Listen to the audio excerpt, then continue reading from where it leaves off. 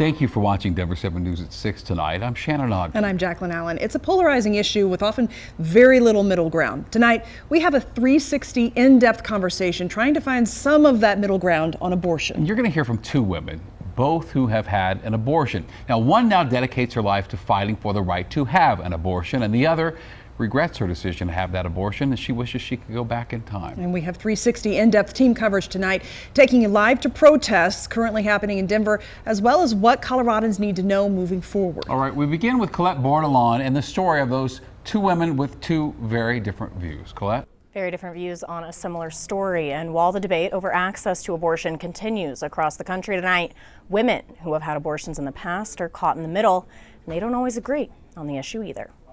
My whole life changed in that very moment. Two women and two stories. During a pandemic, really?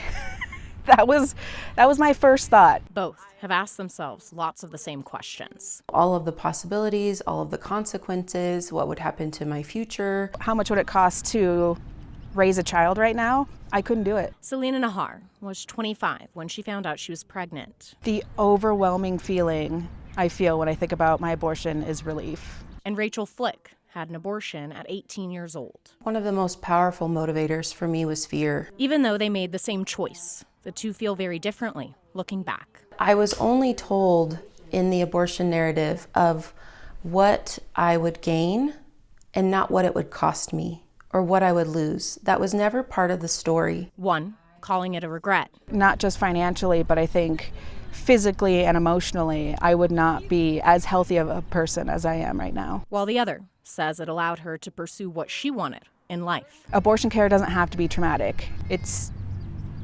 societal stigma that traumatizes people. But they don't tell you what the experience of abortion will do to your heart, to your soul, to your mind. At the root of this story, the two disagree. I'm not in favor of abortion, and definitely not for a woman in my circumstances. Whether or not she regrets her decision to get an abortion, should that influence whether or not somebody else is able to make that decision for themselves?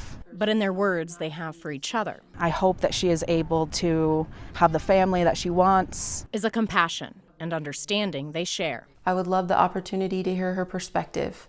I would love to hear her experience. I would love to hold space for her. Two seats at different ends of the same table, connected by a decision that continues to divide the nation. Flick acknowledged how difficult and expensive pregnancies are. She knows that firsthand, now having kids of her own.